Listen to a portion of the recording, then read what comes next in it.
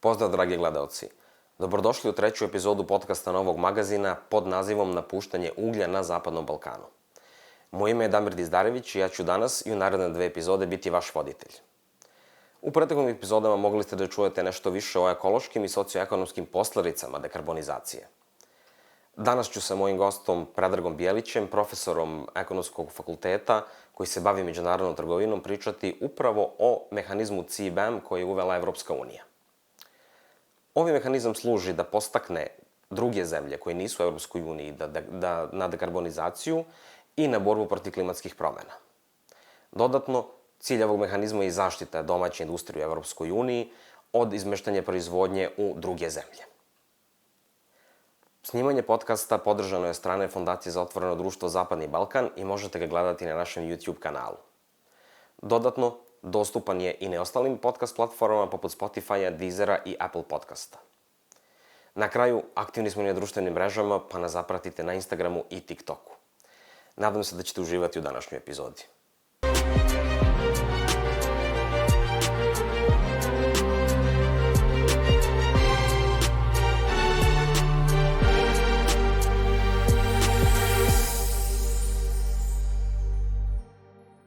Dobar dan, Peđi, dobrodošli u emisiju. Možete se i predstaviti našim gledalcima i reći nešto o sebi. Dobar dan, hvala vam na pozivu. Moje ime je Predrag Bijelić, ja sam profesor na Ekonomskom fakultetu. Oblast mog interesovanja je međunarodna trgovina i međunarodna ekonomija uopšte i bavim se i ekonomikom Evropske unije. I, znači, kao ekonomista, da kažem, sa tog aspekta sagledavam većinu problema i ovima o koji ćemo danas pričati. Hvala vam što ste došli u emisiju i ja bih započeo ovu temu i ovaj razgovor upravo o tome šta je to mehanizam prekograničnog prilagođavanja cene ugljenika koji je Evropska unija uvela prošla godina i koji pogađa naš region. U poslednje vreme i dosta je tekstova i dosta je buke oko toga da li je merodavan, da li je legitiman, šta on donosi, koga će pogoditi i ko će snositi najveće troškove. Pa prvo da krenemo šta je zapravo to. Pa sam taj mehanizam, znači njegovo uvođenje je započeto, čini mi se, relativno skoro, tamo 20. 21. ali u stvari njegovi korani su vezani za tu zelenu politiku, ekološku politiku Evropske unije koja počinje tamo još 2005. Imamo zelenu agendu. Posle zelene agende, znači, tu se uvodi sistem ograničenja u emisijama štetnih gasova staklene bašte za pojedine sektore industrija u Evropskoj uniji.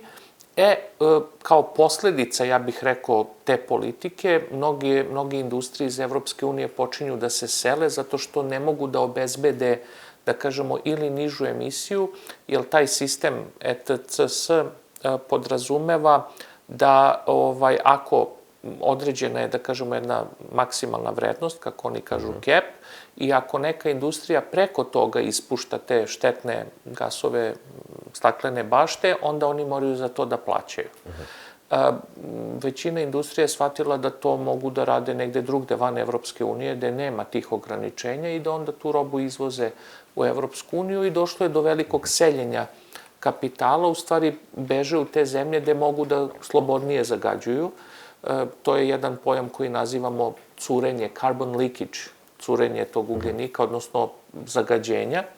I sada kao jedna mera koju ja vidim Evropska unija da to, da kažemo, spreči i da preokrene, je uvedeno da će se morati za proizvode koje se proizvode van Evropske unije, a u čijoj proizvodnji se intenzivno koristi ugalj kao energent i u čijoj proizvodnji dolazi do značajnog ispuštanja tih gasova staklene bašte, najčešće ugljen monoksida, značajno, da će se onda takođe morati plaćati neka naknada i sam naziv kaže da je to u stvari jedna mera gde se na granici usklađuju te, znači, često u prevodu mi pominjemo cene ugljenika. Nije akcenat na ceni i oni beže od toga, jer ako je cena, onda je to vezano i za carinu, jer to deluje. Nego to je kao gde se prilagođavaju emisije ugljenika. Znači, ovde mi manje ispuštamo, vi ispuštate više, onda morate za to da platite, kao što ovi plaćaju u Evropskoj uniji. Znači, jedan eufemizam. Malo je, mislim, engleski jezik je tako moćan, ti sa 4 reči sve opišeš, znači Carbon Border Adjust Mechanism, znači to je jedan mehanizam gde se na granici prilagođava ta razlika u stvari u emisiji tog ugljenika, znači koji je često viši van Evropske unije nego u Evropskoj uniji. Da. Pa, mislim, bili smo svesni da oni to pokušavaju, što vi kažete, da izbegnu reč cenu, da izbegnu spominje da je to ikakav porez vrsta carine, ali ona se objektivno plaća na carini. Pa da li je to carina i da li to može prouzrokovati neke drugačije posledice? Pa iz mog ugla, pošto ja se bavim baš međunarodnom trgovinom, to više liči isto na neku meru koja je ne carina, ali slična ili liči na carinu. Svetska trgovinska organizacija zabranjuje uvođenje dodatnih bilo kakvih mera carina ili svih mera sličnih istog efekta. Znači, oni su to tako definisali, jer često zemlje znaju da kažu ne, ovo nije carina, ovo je naknada, porez, dažbina, a u stvari ima isti efekat, a efekat je da smanji uvoz. I znači, takve mere su nedozvoljene i za mnoge, da kažemo, ova mera liči na meru dodatnog opterećenja trgovine. Zašto? Da bi se evropski proizvođači zaštitili od strane konkurencije koja je efikasna. Naravno, ona je efikasnija uz ispuštanje tih gasova, ali sada, u stvari, to je večiti sukob ekoloških politika i spoljnotrgovinskih politika. I u VTO je to obeleženo time da, pošto Svetska trgovinska organizacija, njen fokus je na međunarodnoj trgovini, regulativi, slobodnoj trgovini, ona ne uvažava ta ekološka pravila i bilo je do sada već tih sukoba i u vezi sa ovim mehanizmom već je pokrenut, da kažemo, jedna zabrinutost zemalja članica. U ovom pogledu Indija je prva izrazila zabrinutost da ova mera predstavlja barijeru trgovini. Znači, to je jedan poziv sada za konsultacije, gde je sad Evropska unija pokušava da objasni kako to nije. Sad ćemo videti da li je uspešno ili ne, ali tu leži problem u jednome, jer jedan od osnovnih principa Svetske trgovinske je, na primjer, nediskriminacija, što znači da ti, ako i uvedeš neku meru, ne smeš da diskriminišeš između članica. Ali u ovom mehanizmu prethodnom, znači o tim trgovini tih emisija koje postoje u Evropi, na koju se nadograđuje CBAM, neke industrije su izuzete malo, znači te koje inače više zagađuju, jer to je bio pritisak na njih da se sele i onda, pošto, da kažem, ove strane zemlje kažu, pa evo već postoji diskriminacija u Evropskoj uniji, to znači da će postojati i prema drugim, da kažemo, stranama, trgovinskim stranama u ovom smislu. Tako da je ta diskutija povedena, posebno zato što CBAM, znači on je sad privremeno uveden, mi sad imamo jednu fazu posmatranja gde postoje obaveze da se ti izveštaji o emisijama i od strane proizvođača i uvoznika u Evropsku uniju i tako dalje dostavljaju, ali to je jedna monitoring faza, ja bih rekao da se puni baza, da se te emisije ocene. A puna primjena će nastupiti 1. januara 2026. kada će početi plaćanje za te štetne emisije. A koliko smo mi spremni za primjenu? Da li smo uopšte, da li nismo? Da li smo na nekom putu, da li smo nešto odradili? Što se tiče Srbije i Zapadnog Balkana, mislim da kod nas sad tek počinje da se o tome priča i to je, ja mislim, tipična priča kod nas. Znači, to se još ne primenjuje tamo 26. pa ćemo onda da vidimo, da, iako postoji realna obaveza da se ti izveštaji dostavljaju. Međutim, kad pogledate, na primjer, sad sam skoro čitao nekoj praksi u Evropskoj uniji. I u Evropskoj uniji sve zemlje i njihovi proizvođači koji su obuhvaćeni ne dostavljaju izveštaje. Naravno, tu je Nemačka najrevnosnija, a ove druge zemlje i tu nemamo, da kažemo, još uvek punu primjenu. Znači, vidjet ćemo, ja mislim da će to biti ono, tek kad bude trebalo nešto da se plati, onda će biti frka, panika. Ima dosta informacija, video sam i na sajtu Privredne komore i dosta se piše o tome i tako dalje, ali jednostavno ne vidim da je uvedena neka regulativa, zato što, na primer, šta kaže Evropska unija? Oni su to uveli u skladu sa njihovom ekološkom politikom i nekim standardima koji su vezani za Kyoto protokole. Sad, to, da kažemo, nije opšte prihvaćeno, ali oni kažu da su te emisije jako štetne, da uništavaju životnu sredinu, da mora nešto da se učini, da se taj, da kažemo, obrazac zagađenja zaustavi i preokrene. Većina zemalja nije sa tim saglasna, ali oni smatraju kao da je to jedan međunarodni režim, znači koji je prihvaćen i oni kažu ako druge zemlje imaju takav isti sistem, znači da kontrolišu emisije i naplaćuju svojim preduzećima, onda neće biti potrebe da plaćaju Evropskoj uniji. Ali većina to u svetu nema. Čak je, koliko sam ja čitao, mislim, ne bavim se time, a samo u onom segmentu što je trgovina, ali svugde ima malo trgovine, čak i u toj Kyoto konvenciji, tu je predviđeno da se ograniče ti limiti zagađenja, pa da onda morate da kupujete za dodatno zagađenje i čak kao da možete da prodajete. Ako ja zagađujem manje, onda mogu vama da prodam kao tu dozvolu da vi za taj deo zagađujete. Znači, čak da bude neka trgovina u tim kvotama, šta je moguće da se zagađuje i tako dalje. Znači, tu imamo jedan aspekt trgovine. Pa to ima i Evropska unija u ovom upravo sistemu koji ste spomenjali, trgovine emisijama, da ako se izbegne emisija ili da kažemo uštedi, vi možete da prodate na sekundarnom tržištu nekom kome je ta dozvola potrebna da pokrije te svoje emisije. A sada, zašto mi nismo spremni? Zašto, da kažemo, niko ne obraća puno pažnje na CBM, iako se diže dosta buke, nije dosta formalnih stvari odrađeno. Da li nas neće pogoditi, da li ili nikog nije briga, prosto koliko nas može pogoditi CBM i u sektoru električne energije, ali i u drugim industrijskim sektorima? Pa evo, prema nekim analizama koje sam imao priliku da vidim, znači to je statistika iz 2020. Srbija je tu čak visoko rangirana. Znači, najviše što se tiče partnera, naravno to će pogoditi najviše Rusiju, Kinu, Indiju, Ukrajinu, to su neke velike zemlje i tako dalje, ali Srbija je tu u nekih top 10 po izvozu proizvoda, znači imamo udeo, neki procenjuju, znači preko 6% od onog što izvozimo spada u ta CBM dobra. Znači, tu podrazumevamo ugalj, čelik, aluminijum, đubriva, znači sve ono gde kada se proizvodi taj proizvod imamo velike emisije tih štetnih gasova. Jedan od proizvoda CBM-a je električna energija, jer ona može da se dobija isto korišćenjem ugljenika. Naprimer, u Srbiji je taj racio baš veliki, 2/3 električne energije koje dobijamo je iz termoelektrana. Znači da onda čak i kad proizvodimo ne sa ugljem, nego sa električnom energijom, mi u stvari koristimo ugalj.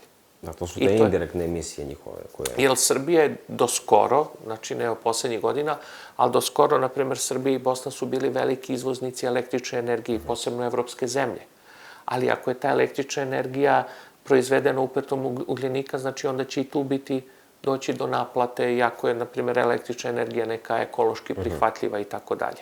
Tako da Srbija i Zapadni Balkan jesu na udaru, posebno Srbija ima dosta tih proizvoda koje se izvoze i posebno zbog te energetske strukture u Srbiji gde mi još uvek se značajno oslanjamo na ugalj kao sirovinu energetsku. Pa da, mislim, po nekim procenama, na primjer, za Bosnu i Hercegovinu, do 2030. godine, od 2026. do 30. celokupan uticaj CBM-a koštaće 3 milijarde koje će otići u budžet Evropske unije. To ostaje da vidimo kako će se raspodeljivati u budućem periodu. A od nekih informacija isto postoji da će Srbiju samo za sektor električne energije koštati 4 do 5 milijardi.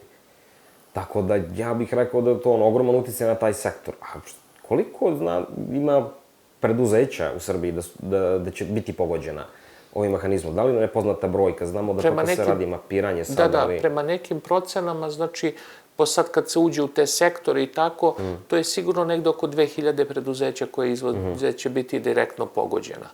Koliko sam video po nekim podacima, koji rade u tim sektorima, ove proizvode koje smo naveli i tako dalje, znači sigurno će biti pogođena, ali to je, da kažemo, malo povezano i sa pristupanjem Srbije Evropskoj uniji. Znači, vi znate da mi pregovaramo jedno od važnih poglavlja vezano za zaštitu životne sredine i prema nekim procenama koje su rađene i koje sam video, to poglavlje će inače Srbiju najviše da košta. To znači zatvaranje nekih termoelektrana, stavljanje filtera, ovo ono. Znači, sad, ja to vidim kao neke paralelne procese. Ako tu nešto uradimo, onda će to uticati na ovaj drugi sektor. Međutim, tu sad imamo još jedno važno pitanje. kao što sam pomenuo VTO, znači mi sa Evropskom unijom imamo trgovinski sporazum, to je sporazum o stabilizaciji i pridruživanju. On ima, da kažemo, širi značaj i integrativni značaj i rešava i neka pitanja, ali 90% tog sporazuma je posvećeno trgovini i kao i svi ugovori o slobodnoj trgovini poziva se na tu klauzulu najpovlašćenije nacije, na zabranu uvođenja dodatnih ograničenja. Navešću jedan primer, Srbija je skoro pre par godina uvela neke dodatne mere za mleko, pa je pod pritiskom Evropske unije, pošto nije u skladu s tim, morala da ih povuče. U neku ruku i ove mere mogu da se protumače kao kršenje tog sporazuma, jer primenjuju se kao carine, liče na carinu, utiču na cene i znači, mislim da smo i tu onako mi kao mali igrač malo ćutimo da vidimo šta će biti u toj globalnoj areni, jer kažem, to pitanje je Indija već potegla, tu će se verovatno priključiti ove druge veće zemlje. Međutim, mislim da je to malo sad, ako posmatramo širu sliku, to je u sklopu sad i ovih malo geoekonomskih promena. Mi smo do sad imali jednu situaciju, imali smo nešto što zovemo globalizacija svetske privrede, gde su svetska tržišta bila povezana, otvorena i za sirovine i za finalne proizvode, a u poslednjih, ja bih rekao, u poslednjoj deceniji malo odstupamo od toga, idemo korak unazad. Vidimo jedno zatvaranje zemalja, čak i onih najrazvijenijih, znači SAD su prvi uveli neke carine, ograničenja, sada Evropska unija prema Kini, prvo za investiranje Kine u neke sektore, sada su uvedene carine na električna vozila. Jedna situacija je, znači, tada da je to ona standardna trgovinska priča. Kad ti postaneš konkurentniji od mene, ja se sad kao malo štitim, a do tada sam se zalagao za slobodnu trgovinu, jer sam ja bio najkonkurentniji. Tako da te geoekonomske promene na globalnom nivou će uticati i na tu situaciju i možda taj mehanizam može i takođe da se posmatra iz tog ugla. To je isto jedan mehanizam koji zatvara da li ćemo mi sad iz te globalizacije ići na opet uspostavljanje nekih blokova, a ti blokovi se mogu uspostaviti jedino ako se uvedu nova ograničenja. Jer svaka liberalizacija vodi ka otvaranju tržišta, ka optimizaciji resursa na svetskom nivou, a svako zatvaranje vodi zatvaranje u te nacionalne ili regionalne i blokovske okvire. Znači, idemo u BRICS, što bi se rekla. Pa, kako da kažem, BRICS nije tu, on nije trgovinska integracija, on je jedna više po meni politička integracija. Znači, mi s jedne strane imamo SAD, imamo Evropsku uniju, s ove druge strane imamo Rusiju i Kinu. I tu su sad, da kažemo, možda uspostavljanje nekog multipolarnog sveta. Sa ekonomskog aspekta tu je Kina mnogo moćnija i ona nekako sad parira SAD-u, to su te dve ekonomske sile velike. Mislim da su tu svi ostali, koliko god da su veći ili manji, neki sporedni igrači i sad se tu traži neko izjašnjavanje. I tu ja vidim, kako da vam kažem, vidim problem u tom svetskom jednom sistemu, ekonomskom. Tu je glavno pitanje, kao što sam rekao, trgovine. Da li će ta trgovina ostati otvorena kao što je bila do sada, kad su dominirale SAD i Evropska unija, ili će se ići na neko zatvaranje. Sad Kina tu preuzima veliki primat i značaj, posebno u mnogim sektorima koji su čak i ekološki, proizvodnja solarnih panela, proizvodnja električnih vozila, koja su za ekologiju. I sad vi kažete, ja sam za zaštitu životne sredine, ali dodatne carine na tvoja ekološki prihvatljiva vozila. Nema baš puno smisla, što bi se reklo, ali pretpostavljam da će Srbija da čeka da vidi kako će ta geoekonomska situacija da se razvija i možda se onda i potegne pitanje ošte legitimnosti ove mere i toga da li je to zapravo carina ili nije, ili to je eufemizam, ili... Ono što ja vidim kao dodatni, znači, nije samo to pitanje carine koje će se plaćati, nego i u trgovini i u svakoj privrednoj aktivnosti. Vi znate da firme su opterećeni mnogim administrativnim propisima, obavezama, da podnose ove izveštaje, one. Znači, i tu je čitav jedan mehanizam gde vi to morate da pratite, da izveštavate, da analizirate. Znači, u svakoj firmi neko ko se bavi preduzetništvom zna da je to meni jedan dodatni posao gde moram da zaposlim ljude. Ne razumete? To je meni dodatni trošak.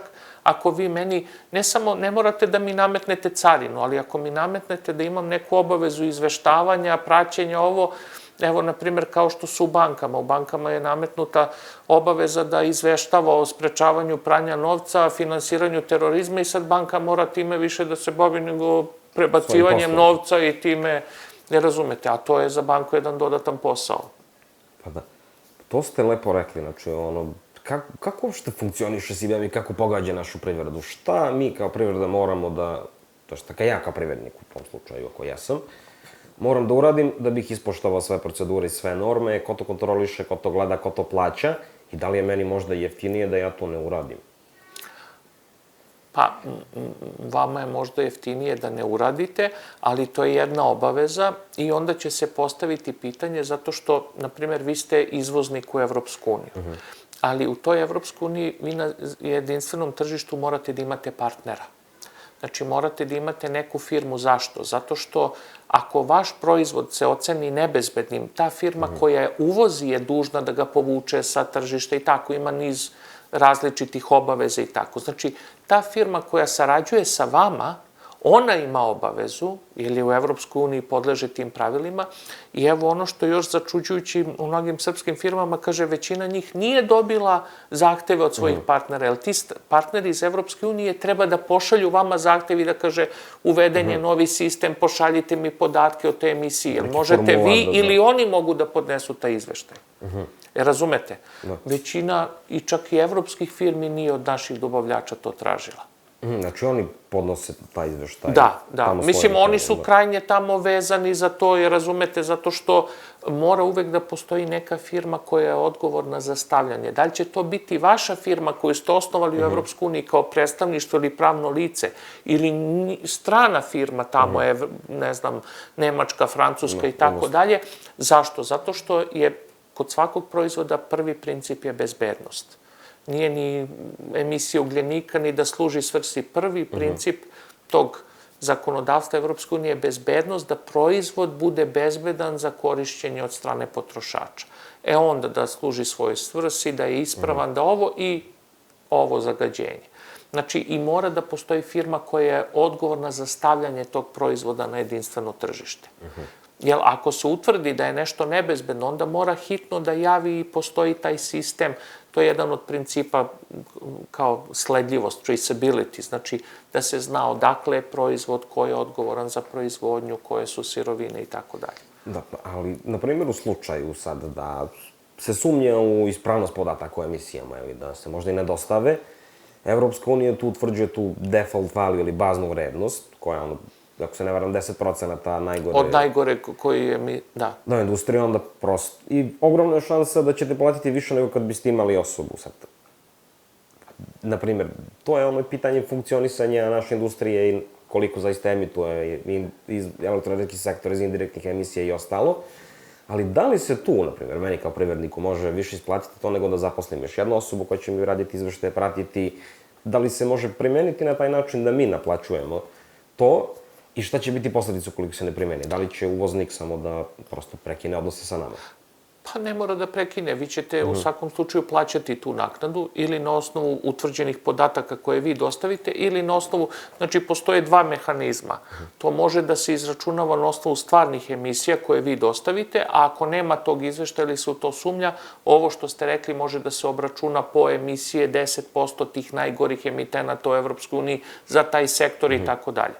Sad, svako privrednik će da izračuna šta mu odgovara. Ako je moj izvoz mali, ako je samo jedan segment mog izvoza, ta dobra koja tome podležu, pa zašto bi ja sad o tome vodio računa, angažovao nekog da se time bavi, plaćao sve, a ta naknada će možda biti manja od tih svih troškova koje bi. Znači, to je sad, svaki privrednik se vodi troškovima i on će da napravi svoju kalkulaciju. Naravno, ove velike firme koji su izvoznici aluminijuma, čelika i tako dalje, sad je i tu, da kažemo, posebna, kad kažemo srpski izvoznici, ko je srpski izvoznik čelika? Čeličana u Smederevu, koja je kineska firma. Znači, ko će tu biti pogođen? Srbija ili Kina? Sad je tu pitanje. Znači, danas, upravo što pričam, svet je međupovezan. Vi u drugim zemljama imate firme koje su strane firme. I to što izvozi iz Srbije, on jeste srpski izvoznik, ali sa kapitalom, jel tako, imamo i evropske firme koje ovde rade, koje su pobegli iz Evropske unije, da ovde emituju te štetne gasove i to one sad treba da izvoze u Evropsku uniju. Znači, i to je sad pitanje koje će se tu postaviti i tako dalje. Ja se nadam, pošto sad imamo i ovu novu inicijativu od Evropske unije, Plan rasta, koja podrazumeva da se ove zemlje Zapadnog Balkana malo možda brže integrišu ne politički u članstvo, ali kao to jedinstveno tržište Evropske unije. Tu su razvijeni različiti mehanizmi, ali osnovni princip je kao da tih 6 privreda ovde ostvare integraciju na nekom nivou, u nekom sektoru i kada međusobno to ostvare, onda se oni automatski u tom segmentu priključuju jedinstvenom tržištu. Da li će to onda možda omogućiti u neku ruku i za obilaženje tog sistema, da li će se razviti neki domaći, nacionalni, regionalni sistem o tim vođenju emisija, naknadama, ili ćemo biti integrisani u tržište Evropske unije, pa će onda to tako biti, imat ćemo ta ograničenja. I tu je sad jedno pitanje, znači taj plan rasta koji je sad usvojen prošle godine, veoma ambiciozan. Sad vidjet ćemo i kako će ostvarenje ići tu. Znači, on omogućuje čak priključenje ovih zemalja jedinstvenom tržištu i pre samog političkog članstva. A to je ono, staged accession ili fazno priključivanje? Da, fazno, da, u određenim oblastima da se liberalizuje trgovina još dodatno i tako, čime bi se mi, da kažemo, onda u potpunosti povezali sa tim jedinstvenim tržištem. To bi svakako bilo, znači, najbolje rešenje za primjenu SIBEM-a jeste izbjegavanje SIBEM-a u pravnoj osnovi. Neosporno je da, evo, to mi vidimo ovde i kao stanovnici Srbije, to zagađenje je jako štetno.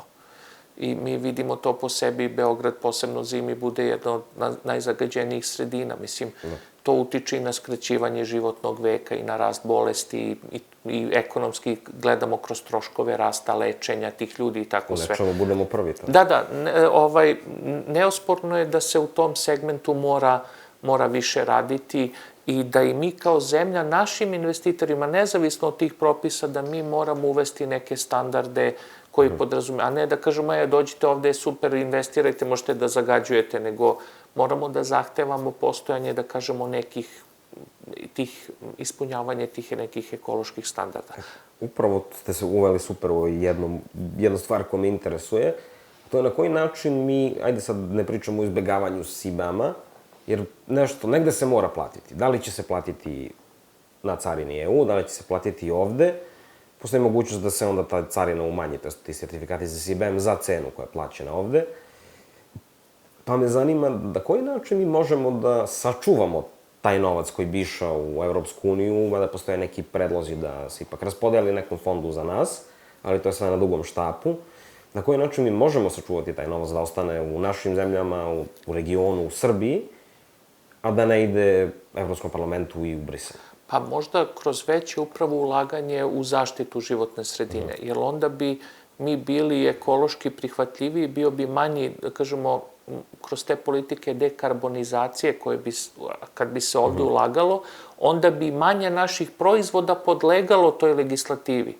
Razumete, na primjer sad, kad bi mi 50% električne energije proizvodili iz solarnih elektrana, a ne iz uglja, onda bi naš izvoz koji koristi električnu bio prihvatljiviji nego, razumete, ali kroz ta ulaganja u održivost i dekarbonizaciju mi bi poboljšali poziciju i u ovom sistemu SIBEM-a, odnosno bili bi manje potrebe da plaćamo za te naknade i tako dalje. Pa često se, na primjer, to slučaju spominje porez, to je taksa na emisiju ugljen dioksida, kao jedna od mera pripreme za SIBEM da neke pare ostanu kod nas.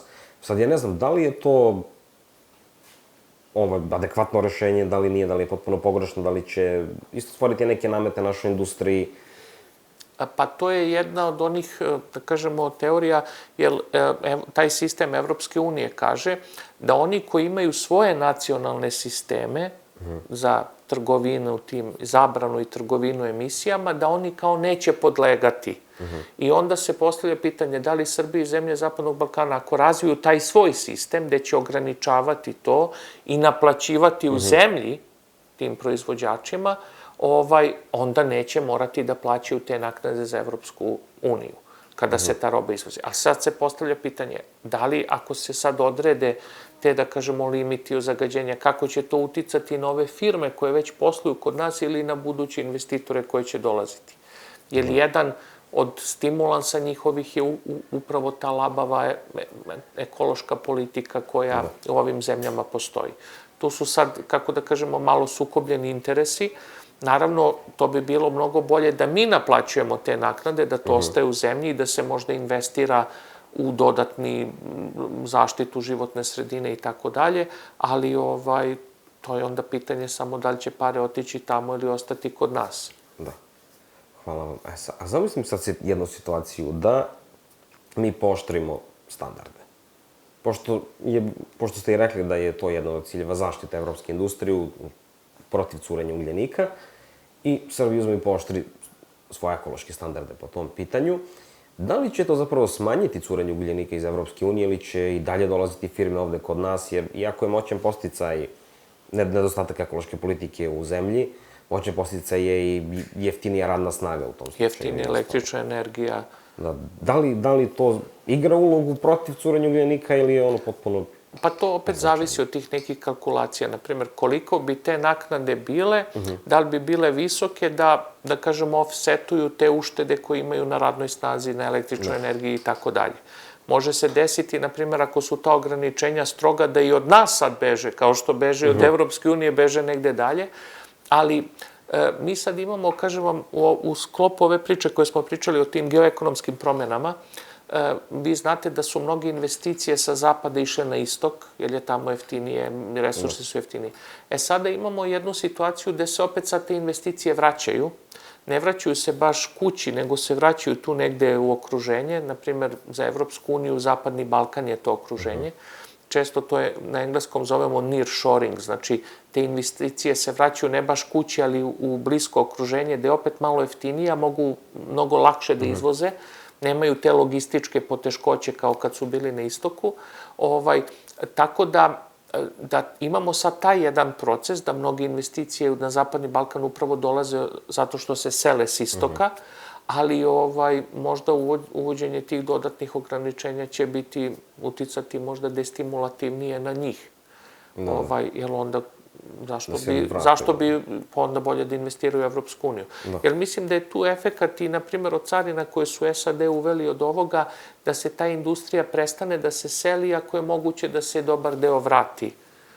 Jer mi smo, te razvijene zemlje je, da kažemo, zapljusnuo talas deindustrializacije poslednjih 20-30 godina. Mnoge industrije se sele ne samo zbog zagađenja, nego zbog jeftinije radne snage, zbog jeftinijih resursa, a onda svoje proizvode prodaju na tim razvijenim tržištima.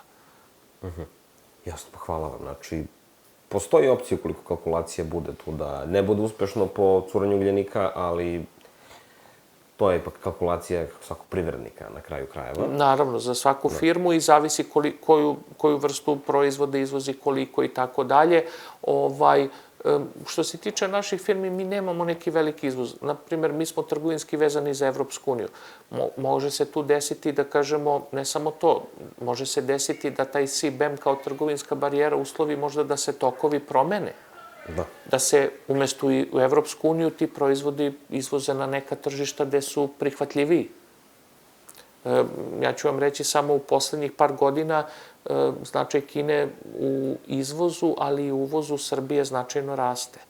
Koliko je sada? Pa, izvoz u Kinu je negde oko 7%, valjda 5 i 7%, to su podaci. Naš izvoz je negde oko 5% ukupno srpskog izvoza u Kinu, a u uvozu čak 7%. Tako da Kina u poslednjih par godina njen uticaj u srpskoj spoljnoj trgovini značajno raste. Ali to je jedan trend, jer Kina značajno raste u trgovini drugih zemalja u svetu. Tako da, i to je jedan trend. To je jedna i posledica kineskih ulaganja. Naprimer, čelik, bakar iz bora i sve to ide sve u Kinu.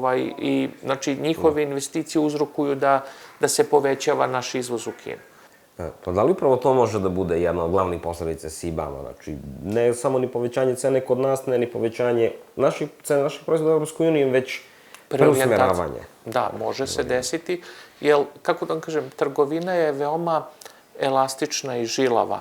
I čak, znate, kad imamo sankcije se uvedu, ona traži svoj put, način, roba da dođe do kupaca, ima sad tu načina da se možda deklariše drugačije, da to nije taj razumete? I to može da bude veoma, kako da kažem, da utiče da dođe do promene strukture trgovine ili usmeravanje na druga tržišta i tako dalje.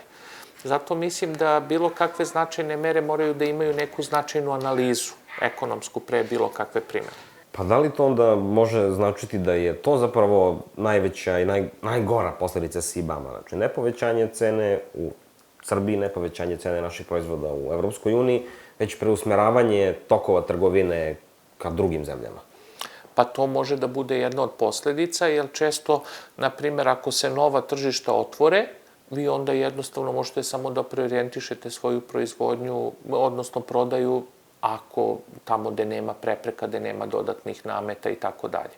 Znači, zato svi ti važni, da kažemo, sistemi, propisi treba da imaju jednu ekonomsku analizu prethodno pre nego što se primene, jer često, kako da kažem, kad jedna zemlja i uvede neku meru, postoji kontramera ili reakcija drugih zemalja i onda je pitanje kolika će efikasnost te mere biti.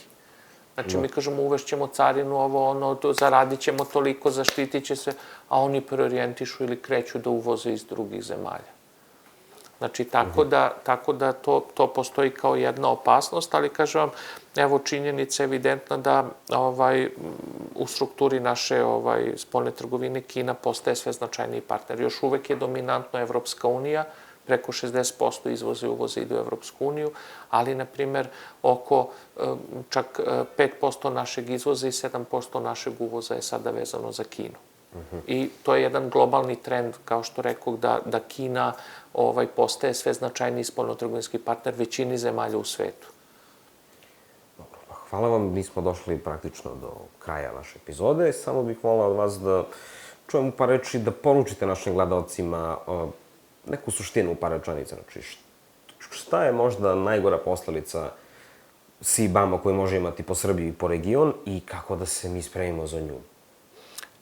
Ja mislim da je najgora posljedica to biti nespreman. Znači, neka vrsta aktivnosti, pratiti šta to podrazumeva, kakve su to izveštaji, reagovati možda na to. Ako mi imamo možda neko mišljenje da to nije u skladu sa nekim ugovorima koje imamo, možda poslati jednu zabrinutost, izjaviti jednu zabrinutost, kako to može da utiče, jer jedna stvar je da ne samo mi ovde preduzeća, nego i vlada sigurno nema dovoljno informacije o tome. Znači, tražiti dodatne informacije od Evropske unije.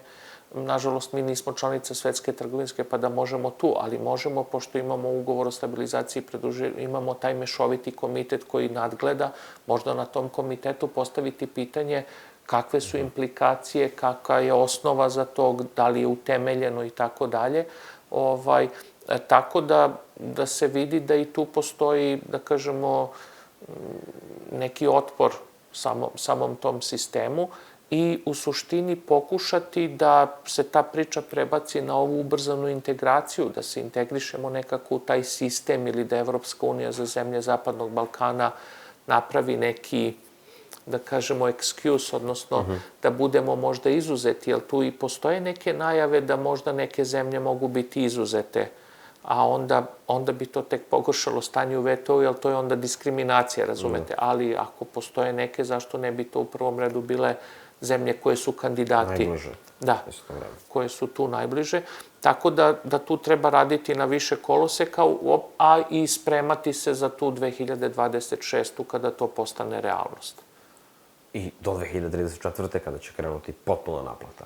Pa, dobro, da, ali vidjet ćemo šta će, mislim, sada živimo u jednoj zanimljivoj istoriji gde događaji se veoma brzo smenjuju i ovo što je bilo danas, ko zna šta će već biti sutra, ništa nije danas izvesno kao što je bilo nekada. Tako da moramo da pratimo ovu jednu dinamičnu priču i ovo sve što se dešava u svetskoj privredi. Pa ništa. Nadamo se boljem sutra izbegavanju CBAM mehanizma. Hvala vam što ste bili moj gost, Predraže. Hvala na pozivu i sve najbolje.